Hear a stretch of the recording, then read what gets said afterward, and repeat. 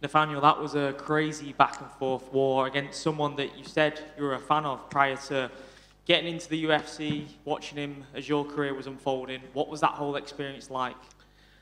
It was amazing, you know, to share the octagon with Andre Fili, you know, without sounding like a fanboy. You know, I was obviously watching him way before I was in the UFC. You know, I think must have been when I was semi-pro, amateur. You know, I was obviously following him, his team, Uriah Faber, all them boys. So yeah, to obviously face him in the octagon was an honour, and to come out with the win. Obviously, he made me work for it, but yeah, you know, I'd like to think that was 2 rounds to 1, and we come out victorious. You know, hearing the crowd erupt in those transitions, whenever you got up off your feet, whenever you rocked Andre as well, what were your thoughts on that? Could you hear it, or were you just completely tunnel visioned at that point? No, I could hear everything. You know, when the second round he got me bad, and having that crowd, you know, gives you that little extra bit of life to spur on. You know, there's no way that you would have to put me out. You know, there's no way that I'm going down without a fight, especially with that crowd behind me. So, yeah, you know, unless he puts the lights out, you know, I'm just going to keep fighting until, you know, the ref steps in or I'm done. There's so many exciting guys at featherweight heading into the top 15 now. If you had to pinpoint 2 or 3 names that you're looking forward to sharing the octagon with down the line, who would they be? I would like to fight a legend of the sport, and that would be like Edson Barboza, maybe in Brazil. You know, it'd be an absolute honour again. Like I just said with Fili, you know, I've been a fan of him for years, and, you know, I know he's coming to the end of his career.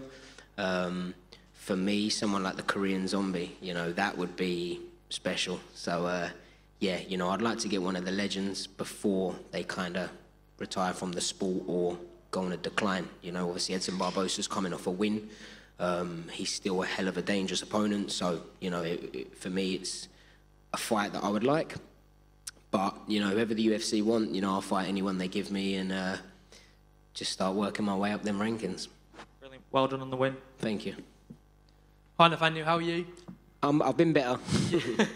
You got the win though, so well done. Congratulations. And in that second round, how was it? Because when you were down, I was thinking, wow, this is done. And somehow you managed to pull your way out.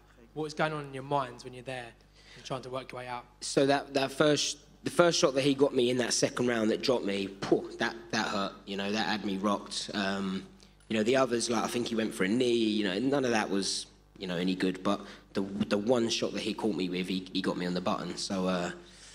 Yeah, hats off to him on that. You know, he made me work for it. And, yeah, I don't know if I got, like, a scratch in the eye or a finger as well because, you know, I got rocked, but the bottom of my eye was, like, I don't know, really, really hurting. Do you know what I mean? So I don't think he poked me in the eye, but something caught my eye and it kind of threw me off a little bit. But, yeah, you know, I wanted my cornermen to stay on their toes. Yeah.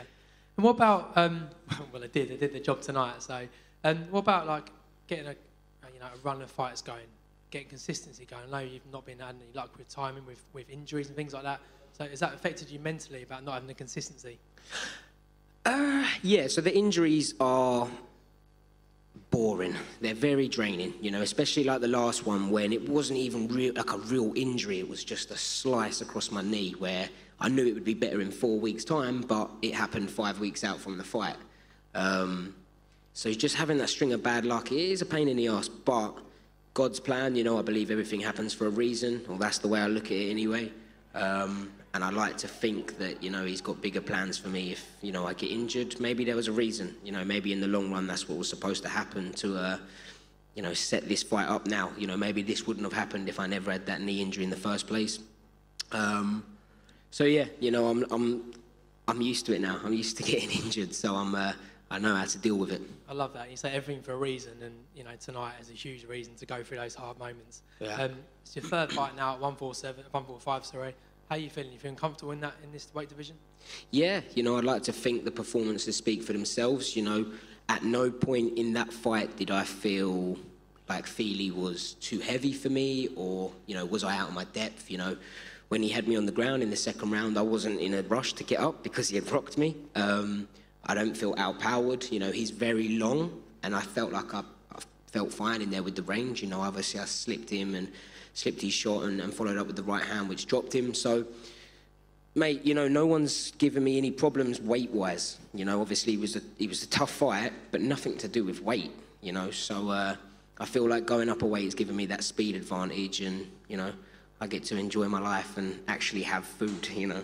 I love that. You say enjoying your life. Like, firstly, you're an inspiration to so many. You saw the fans out there tonight. They're so behind you. I know you've got your wedding coming up as well, so I want to say congratulations, good luck. I'm getting married next year as well, so hope it all goes well. Thank you. Good luck, it's expensive. I know, right?